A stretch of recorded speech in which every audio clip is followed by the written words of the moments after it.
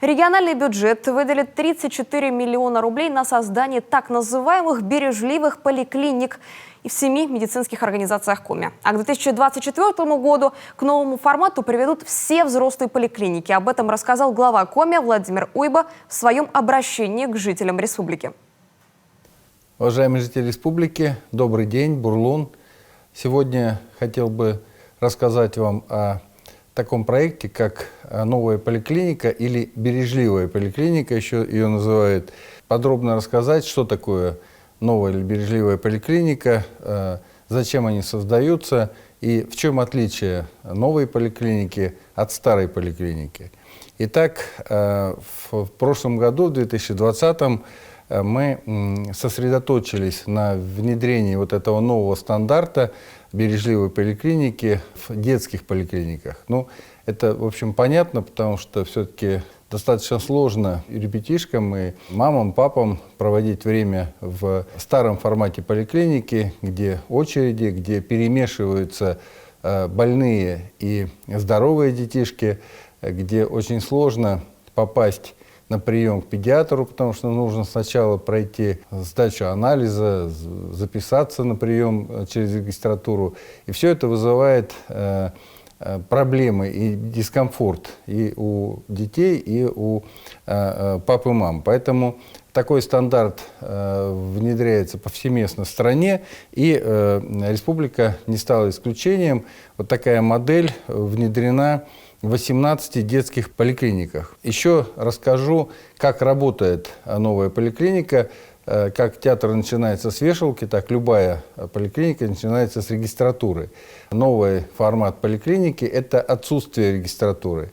То есть нет привычного нашему взгляду закрытого помещения, где сидят за стеклом всегда сердитые регистраторы и записывают на прием, ищут карточку. Все это вызывало всегда большие проблемы и неприятные ощущения. Сегодня по-другому. Ну, во-первых, можно записаться до прихода в поликлинику, созданы колл-центры в поликлиниках, и можно уже приходя, зная время и зная фамилию того специалиста, к которому ведут мама или папа ребенка.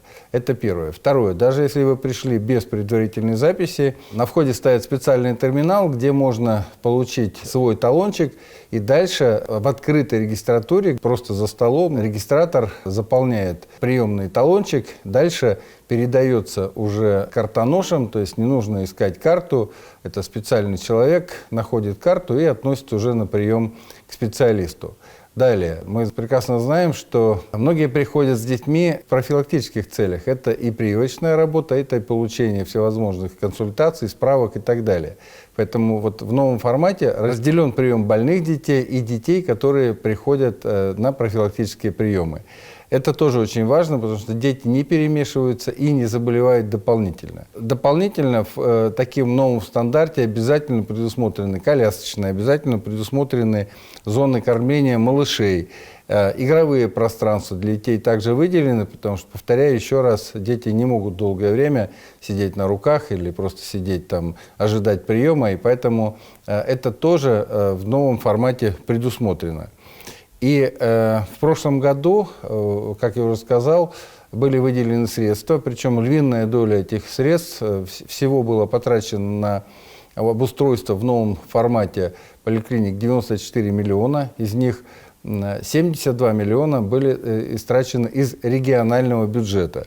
Помимо 18 поликлиник детских, мы сделали такие 3 пилота взрослых новых поликлиник. Это в Выжимском, Усть-Куломской ЦРБ и Ухтинской городской поликлинике. Объем работ проведен очень большой. В этом году работа продолжается. Несмотря на сложную экономическую ситуацию, мы с вами об этом уже неоднократно говорили, на реализацию проекта из республиканского бюджета выделено 34 миллиона рублей. И в этом году проект создания новой модели медицинской организации, оказывающей первичную медицинскую помощь, будет реализован во взрослых поликлиниках 7 медицинских организаций.